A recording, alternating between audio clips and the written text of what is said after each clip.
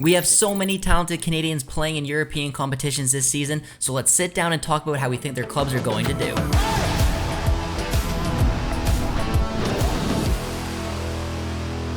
All right, Alex, let's kick things off with the men who found out where they will be playing in Europe this season. We have 3 Canadians playing in the Champions League, none in the Europa League, and 3 in the Europa Conference League. So let's begin with Alphonso Davies and Bayern Munich. What do you think of their chances of going through? Well, as they usually are, Bayern are a favorite. I think especially after last year, they have a lot to prove. And they've got a good group to start. Manchester United, Copenhagen, and Galatasaray. I think that's one where Bayern should be expected to win the group. They've been dominant in group play for the last few years. They rarely lose, so I'd expect them to keep that up and push for another trophy this year. Yeah, I definitely think that this is their main objective. It really always is. It's why they went out and brought in Harry Kane to replace Lewandowski finally. Their goal should not only be win the group, but probably win the Champions League. Next up, we have Stefan Eustáquio, who's in a little bit more balanced group. How do you think him and Porto will do? Yeah, it's curious because they did well last year. They started slow, but they ended up getting out of their group quite comfortably. They went in the knockout stages, heartbreakingly close to beating Inter, who of course went all the way to the final. I mean, it was really just Andre Onana saved Inter on that across that tie because Porto couldn't finish. So for Porto, build off that. They've got a lot of the same players back. They've made some good additions. They've got Barcelona in this group. Going to be an interesting because Barcelona historically loves this competition, but they struggled a lot last year, dropped down to Europa League. Then there's Shakhtar, who's always going to be a tough team, and then Antwerp, which a interesting shout from Belgium. So certainly a beautiful city to visit for Eustáquio and company on that one. I definitely think Eustáquio and Porto will be confident. I would assume that they would probably, if I was a betting man, finish in second place. Eustáquio put in some massive performances last season, so I think he really thrives playing in the Champions League, and I'm excited to see what he can do this season as well. And the third player in the Champions League for the men is Alistair Johnston. Very excited to see him in the Champions League. He's with Celtic, but they may have a tough test if they want to see if they can get out of this group. Yeah, I mean, it's great first and foremost to see Celtic back in the Champions League. There's just something about them being in this competition that gives me personally memories from, when I was younger, and you remember the Barcelona-Celtic tie and all that, those famous games. So it'll be great to see what that return looks like. And of course, the debut for Alistair Johnston. He gets Atletico Madrid, always a tough team in this competition, Feyenoord and Lazio.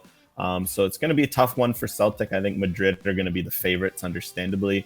Lazio is always very tough as well. They've been kind of in Europa and Champions League over the last few years, always doing some damage. Feyenoord as well, a bit of an intriguing one. So I think for Celtic, they'll look to, at the very least, push for third maybe and keep themselves in the Europa League race. That is, and then if not, of course, you always try to push for a second spot, but it is going to be a tough group, I'd say, for Johnson. I definitely agree. The Celtic team is talented, no doubt about it. That second spot could be up in the air, but like we mentioned, there are no Canadians in the Europa League, so if Johnston and company finish in third, he could be the first. But now moving on, because we have to skip the Europa League onto the Europa Conference League, we have 3 Canadians as well. 2 of them are actually in the same group, Jonathan David and Milan Borjan. Yeah, always cool to see multiple Canadians facing off in Europe, and we'll get that once again with Jonathan David and Milan Borjan. Especially a fun battle of striker versus goalkeeper. Will David score against Borjan? Will he celebrate against his country, fellow countrymen? Will Borjan save David? Will we see a bit of fun battling there? Because I'm sure they've seen a lot of each other in training. But of course, in this group, it's Jonathan David's Lille. It is Milan Borjan's Slovan Bratislava. They've got a fun group just for the geography nerds out there. They've got Olimpia Ljubljana of Slovenia, which is going to be an exciting away trip. But then the real fun one, this has been a really fun story to follow. They've got KI Klaksvik of the Faroe Islands, which, not as typically associated with a big soccer powerhouse, but it's been a fun story. They've been making the journey through Europe. It's been a huge deal for them to even qualify for the Conference League.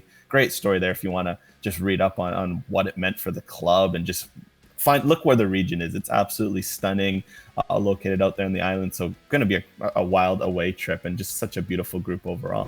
Yeah, definitely a lot of good matches. I think it's probably fair to say that the odds are is that David and Borjan will go on to the knockouts. But let's not forget that Jonathan David scored the goal to send Lille to this competition. So they're one of the heavy hitters. They could probably go on and do some damage in this competition. It's great to see that David is playing in Europe. It was so important. He was one of those bubble players, along with the next player we're going to touch on, and that is Tajon Buchanan. Him and Club Bruges qualified as well. But unfortunately right now, Alex, Tajon's got a bit of an injury. Unfortunately picked up a hamstring injury, over the weekend for Club Bruges. So hopefully No issue there because those things can be nagging. They can go a bit, long term. It's nice for him in a sense that it's an international break, so he won't have to play and can recover. But hopefully he'll be back because his Club Brugge have got an interesting group. They've got Bodo Glimt, they've got Besiktas, and they've got Lugano. So it's going to be a tough group. Besiktas in the Conference League, that's going to be a good matchup. Bodo Glimt as well. I think they made some noise last year in the Europa League. Lugano, a solid Swiss outfit. So it's a balanced group, but given that Bruges, they got out of their group last year in Champions League, so that the fact they're in Conference League, I'd expect them to want to go and win the group again this year. On top of that, Club Brugge are absolutely flying at the moment. They're scoring for fun. They should definitely think that they can get through this group, along with probably Besiktas. On the women's side of things, there was no Canadian winner in the Champions League last season, but Kadisha Buchanan absolutely loves this competition. She won it 4 times in a row.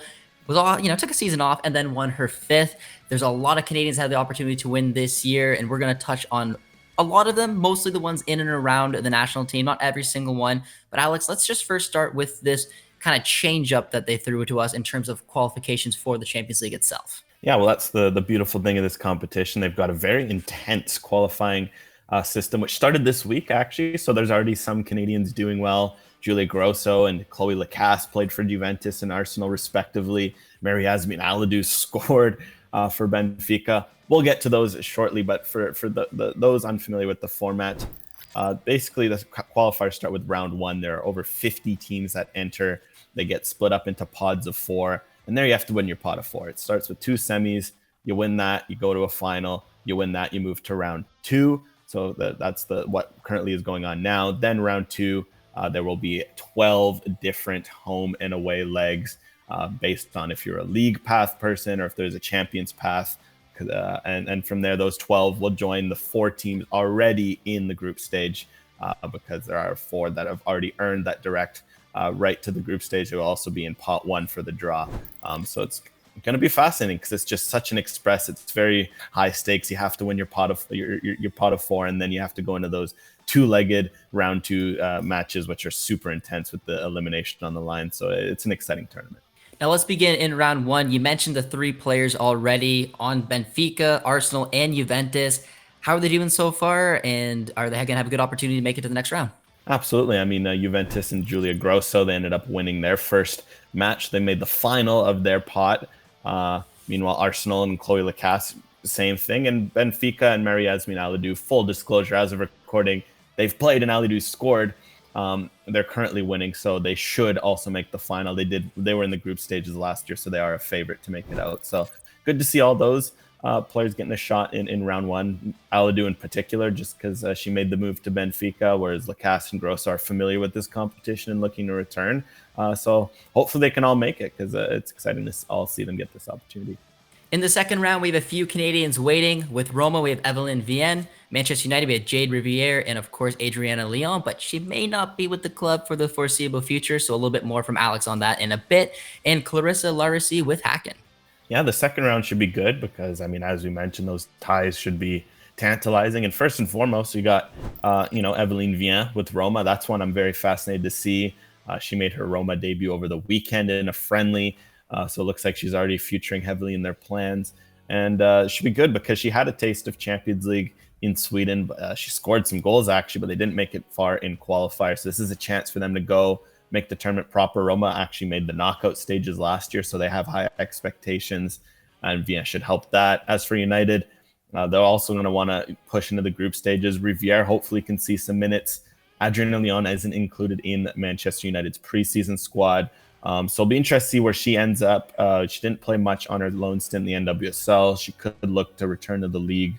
Also, AC Milan had interest in her last year, so you wonder if maybe they circle back around and try to pick her up, and maybe she ends up back in Europe at a different club. So it'll be something to watch. And then lastly, Larissy is an exciting one with Hacken, who she obviously joined, earlier this year. They've been doing solid in the Swedish league, and now she gets a chance to push and hopefully make the group stages, because Hacken historically usually does a good job of pushing into that. And it'll be good to see Larissy get that opportunity, and hopefully she does. She's currently got a bit of an injury, but based on what her coach was saying, it sounds like she'll be back for the Champions League, and hopefully she'll relish that opportunity. Now, in the already qualified group, we have 4 Canadians with Chelsea. They have 3 of them, like we mentioned, serial winner Kadisha Buchanan, Jessie Fleming, and Ashley Lawrence. That is a side to keep an eye on if you're a Canadian fan. And of course, Vanessa Gilles with Leon. Alex, I think both probably have pretty high ambitions to not only do well in their group, but probably go on and win the whole tournament. Yeah, I mean, first and foremost, Chelsea is absolutely a side to watch. They ended up making the semifinals last year, but fell just short. They're a team that also made the final, not that long before, and also fell short. Like, this has kind of been the missing trophy for them. They've dominated England. They've been winning league titles, all the cups. They just haven't been able to get it done in Europe. So I expect Chelsea to come out strong. And I mean, Buchanan, that's why she was signed, like you mentioned, serial winner. Jessie Fleming, just the growth she's had for club and country. This is one where you really want to see her take another step forward this season. Ashley Lawrence already looks to be a huge addition to their back line. Expect to see a lot of them. And as for Lyon, this is one where they don't go very often without winning. And the fact they didn't win last year will be seen as a disappointment. They had some injuries. So hopefully them in company with Gilles at the back. She was excellent in Champions League. She relished the opportunity to play in it. She's always loved Champions League, even to her days with Bordeaux, where she did very well. So I expect this Lyon team to bounce back. And who knows, maybe there's a scenario where you see both of them in a final. There's definitely going to be a lot of talent on display in the Women's Champions League this season, so you're not going to want to miss it. But right now, best of luck to all the Canadians who are in qualifying and all the ones who end up making the tournament. Enough of all the long stories, now it's time to move on to the Canadian quick hit section of the episode. Theo Corbiano scored his very first league goal for his new club Grasshopper over the weekend from the penalty spot, sending the keeper the wrong way. Unfortunately, it was in a 2-1 loss. Corbiano does start the season though with 1 goal and 3 assists in the Swiss League in only 6 matches. Fantastic start for the youngster. Canadian midfielder Sarah Strategakis had herself quite the game for Vitsjo over in the Swedish League this weekend. She had a 3-assist game, all off set pieces, in a 6-0 win over Kalmar. Quite the performance from the midfielder. Zach McGraw's flicked-on header earned himself an assist in the first goal for the Portland Timbers as they came from behind to earn themselves a road draw against the Seattle Sounders in a derby match. Fun fact, because of this draw, the Cascadia Cup goes to the Vancouver Whitecaps for the first time since 2016. Also in MLS play was a rough weekend for CF Montreal as they welcomed Wilfred Nancy back to Stade Saputo. They ended up losing 4-2 on the day, but it was a good day for Jules Anthony Vilsaint, who had a goal and an assist off the bench after not starting. Good to see him keep his form up and find some goal contributions as he's been playing great up front for Montreal as of late. Lucas McNaughton's incredible MLS form continues as late in the match he drew a penalty that Hani Mukhtar put away to earn Nashville a point. It was against Scott Arfield's Charlotte. It was a tight match, and Scott Arfield, funnily enough, scored a beautiful goal as well as he continues to score for his new club.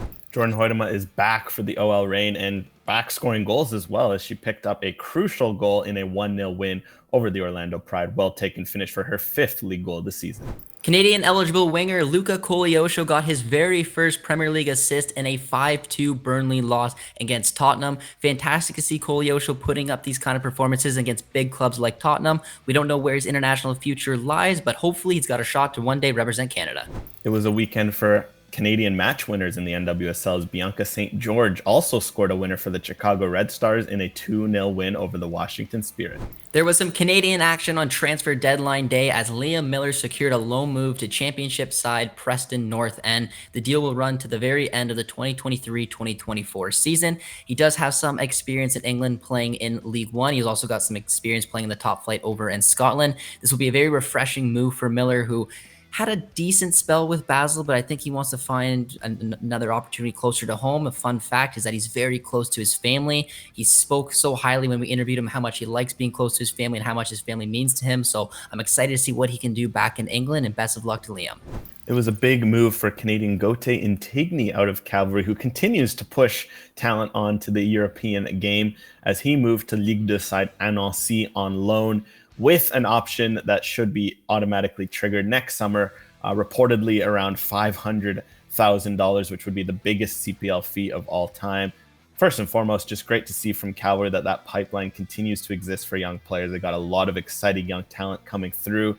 They just announced the re-signing of a Michael Harms, who's just 17, who's already played in the CPL this year. Could he be next? Perhaps, but Intigny will now get a chance to go to France go play for an interesting club at Nancy, who recently got promoted a couple years ago. They finished mid-table last year. They're wanting to push up, and this is an exciting young signing. Hopefully, he'll look to follow in the steps of the likes of Diadine Abzi, who did well in the league last year.